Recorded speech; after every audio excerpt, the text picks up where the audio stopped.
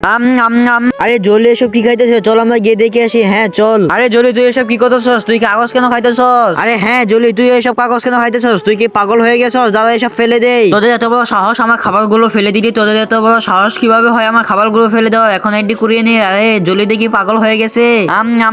এই দেখো জলি তোমার জন্য আমি খাবার নিয়ে আসছি, এইগুলো তুমি খাও। আরে ম্যাডাম কতগুলো খাবার আমাকে দিন, আমি এখনই খেয়ে ফেলবো। আচ্ছা ঠিক আছে তুমি খাও। আরে মিম তাড়াতাড়ি আমার সাথে আয়। দাঁড়ান দাঁড়ান ম্যাডাম, একটু আগে জলিকে আপনি কাগজে খাবার দিয়ে এসেছেন, আবার বলতেছেন এগুলো খেতে। ম্যাডাম ব্যাপারটা কি আমরা কিছুই বুঝতে চাচ্ছি না।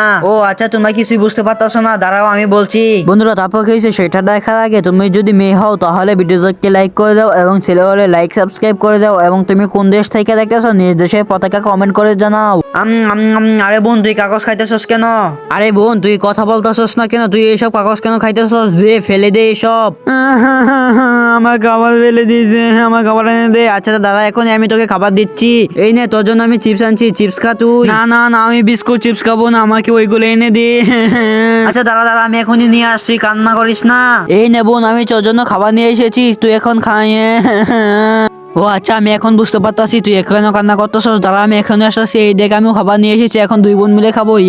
ওই বোনটা হচ্ছে প্রতিবন্ধী তাই এরকম কাগজ খাই। এই দেখ জলি তোর জন্য ভিডিওতে লাইক সাবস্ক্রাইব করে দিয়েছে। বন্ধুরা জলির জন্য লাইক সাবস্ক্রাইব করে দাও।